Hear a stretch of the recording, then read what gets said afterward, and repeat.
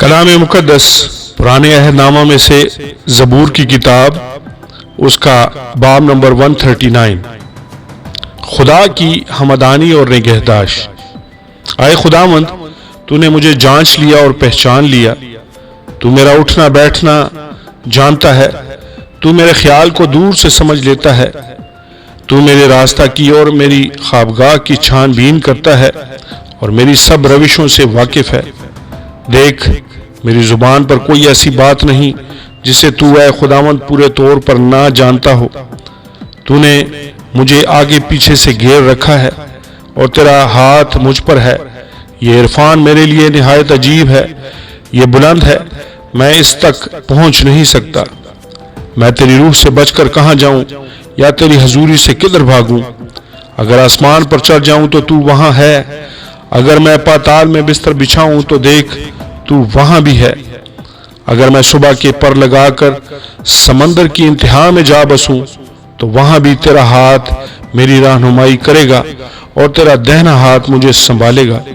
اگر میں کہوں کہ یقیناً تاریکی مجھے چھپا لے گی اور میری چاروں طرف کا اجالا رات بن جائے گا، تو اندھیرا بھی تجھ سے چھپا نہیں سکتا، بلکہ رات بھی دن کی مانند روشن ہے۔ اندھیرا اور اجالا دونوں یکساں ہیں، کیونکہ میرے دل کو تو ہی نے بنایا، میری ماں کے پیٹ میں تو ہی نے مجھے صورت بخشی۔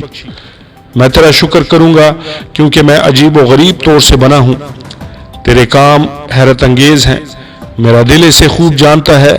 جب میں پوشیدگی میں بن رہا تھا اور زمین کے اسفل میں عجیب طور سے مرتب ہو رہا تھا تو میرا قالب تجھ سے چھپا نہ تھا۔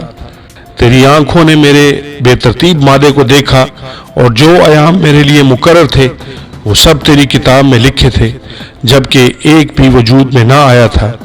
آئے خدا، تیرا خیال میرے لیے کیسے بیش بہا ہے، ان کا مجموعہ کیسا بڑا ہے۔ اگر میں ان کو گنوں تو وہ شمار میں ریت سے بھی زیادہ ہیں۔ جاگ اٹھتے ہی تجھے اپنے ساتھ پاتا ہوں۔ اے خدا، کاش کہ تو شریر کو قتل کرے، اس لیے اے خونخوارو میرے پاس سے دور ہو جاؤ، کیونکہ وہ شرارت سے تیرے خلاف باتیں کرتے ہیں اور تیرے دشمن تیرا نام بے فائدہ لیتے ہیں۔ اے خداوند، کیا میں تجھ سے عداوت رکھنے والوں سے عداوت نہیں رکھتا، اور کیا میں تیرے مخالفوں سے بیزار نہیں ہوں؟